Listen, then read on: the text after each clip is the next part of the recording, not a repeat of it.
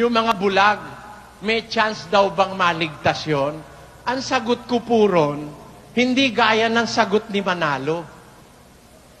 Ang sagot ni Manalo, sa labas ng kanyang iglesia, sa impyerno lahat kayo pupunta. Yun ang sabi ni Manalong malupit. Pakinggan nyo si Manalo. Alam ko na marami pong hindi sangayon sa mga kaibayo natin sa pananampalataya.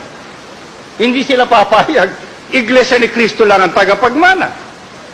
Hindi sila papayag, tayo lang ang tinubos. Pero, mga kapatid, may katubusan ho ba sa labas? Kaya hindi pwede magmana nasa labas ng iglesia. Paano ka pa mamanahin sentensyado ka sa apoy? Ayan. Yan ang sagot ni Manalo. Pag nasa labas ka, inaakay ka nung masama na mga bulag, wala ka ng kaligtasan. Pasagutin natin ang Biblia, hindi si Manalo. Ha? Ang tanong nung kapatid, may pag-asa bang maligtas yung mga inaakay nung mga pastor na mga bulag? Alam mo, pagka bulag ang umaakay sa'yo, bulag din ang inaakay, ang destino nyo sa hukay Ano? Pero, halimbawa, bulag yung umaakay, hindi naman bulag yung inaakay. Hindi naman bulag. Kaya lang, hindi pa siya nakakasumpong, naghahanap siyang kasalukuyan. Wala bang kaligtasan yon? Pasagutin natin si San Pablo. 5:13 ng unang Korinto. Basa. Datapwat sa nga sa labas ay Diyos ang humahatol. Alisin nga ninyo sa inyo ang masamang tao. Sino raw po ang hahatol sa labas? Ang liwanag Sa nasa labas, si Manalo ang hahatol. Gago!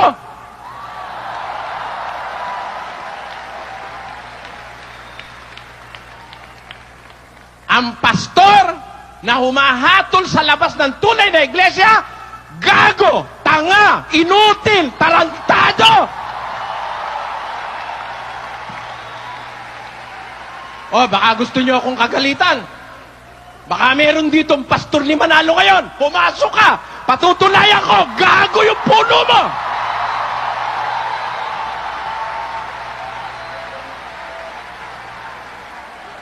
Sino ang paniniwalaan nyo, mga kababayan? Ang Diyos o si Manalo? Sumpain ang maniniwala kay Eranio Manalo at sa kanyang lahi. Sumpain kayo!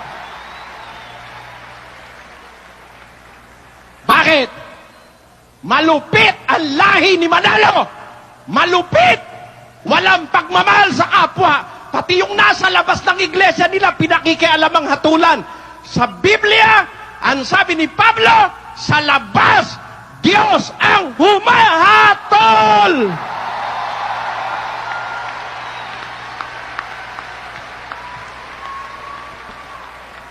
Tapos, pag nasa labas nyo, hatol kayo ng hatol. Bakit? Diyos ka ba?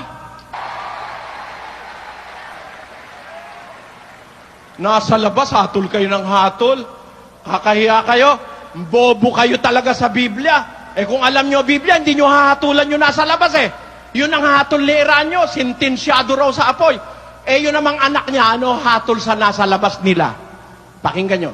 Nasa kanilang pasugo po yan. Issue ng Hunyo 1976, page 29. Ang sabi ni Eduardo V. Manalo, hindi maliligtas ang nasa labas ng Iglesia ni Cristo. Kita mo yan? Yan ang hatol ng anak. Pareho yung mag-ama, malupit sa kapwa. Sa Biblia, sa labas, Diyos ang hahatol. Wala kang pakialam, hatulan mo yung nasa labas. Ang Diyos ang nakakaalam ng puso nun. Malay mo, kaya lang nagkatoliko yun, hindi nakarinig ng iba. Namatay na siya sa pagkakatoliko. Yun lang ang alam niya. Hahatulan siya ng Diyos. May kapasidad ang Diyos na hatulan siya kung gusto dalhin ng Diyos sa langit. Wala kang pakialam. Tarantado!